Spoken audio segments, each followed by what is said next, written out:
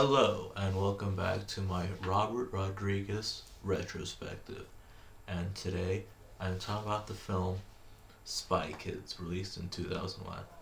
Now, Spy Kids is a strange film because before Robert Rodriguez really worked on adult-oriented movies, El Marachi has some violence, but that was kind of tame. Desperado, on the other hand, that sex scene alone could have given it an NC-17. Then From Dusk Till Dawn was completely adult, and Faculty was more teen oriented. But Rodriguez wanted to make a movie his kids could watch, so he created Spy Kids, a fun adventure movie. The opening of this movie is great. It looks like a Rodriguez movie. It almost feels like an adult Rodriguez movie until they're introduced with the kids. Now, Rodriguez kids movies are very. The first Spy Kids was very well received, and Rodriguez is very smart with his budget. So if you watch any of his 10-minute film schools, he did one on Spy Kids, I believe, and he showed all the tricks and tips he did using technology that makes filmmaking cheaper and using all the tricks he learned in those previous movies to make the movie look as expensive as possible without spending that much money. That's what's cool about Rodriguez. The plot is very simple. The Spy Kids have to save their parents who've been kidnapped by this daytime kids show host who turns old spies into these weird creatures for his kids show. And the thing is, he turns out to be good sometime. I don't know. Alan Cummings plays him. He's so weird. But the thing about Rodriguez's villains in all Spy Kids movies, they're always somewhat good, and then they're corrupted some way. But then they kind of have a change of heart at the end. That's in all the movies. So the Spy Kids have to save their parents. And yeah, there's robotic kids that are very dumb. And yeah, there's a whole. And actually, funny, this is the first appearance of Danny Trejo as Machete Cortez.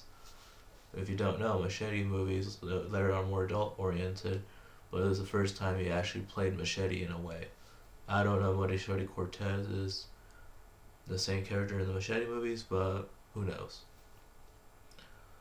And yeah, the action in this movie is great. Rodriguez knows how to shoot action. This movie has started him going to the digital route because he loves digital filmmaking. Because in his mind, video cameras and digital filmmaking gave filmmaking to the people because it's so expensive to shoot on film. And he hated the fact that back in the 90s he had to shoot on film to even get entered in the film festivals, which would suck. Because he shot everything on video cameras as a kid. And Mirage was shot on film. He was very, very conservative with the film. He only shot 25 or 26 rolls of film on the entire movie, which is insane.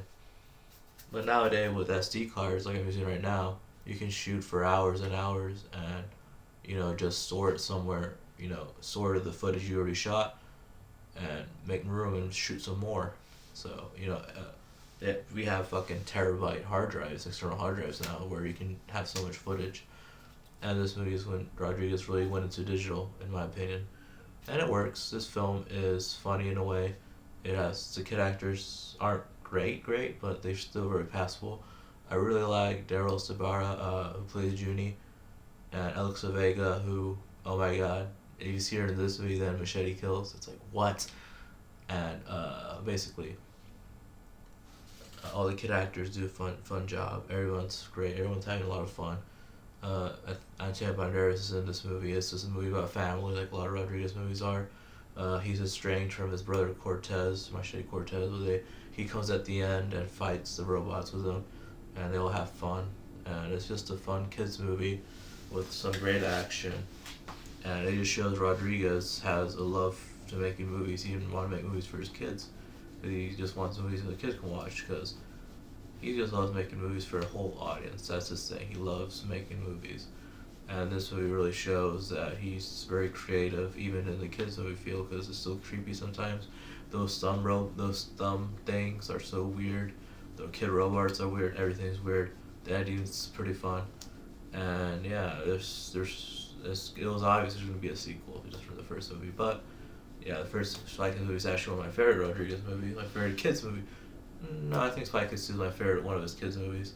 But hey, we'll see how this keeps going on this retrospective. Remember to like the video, comment on it, and share, and subscribe. See ya.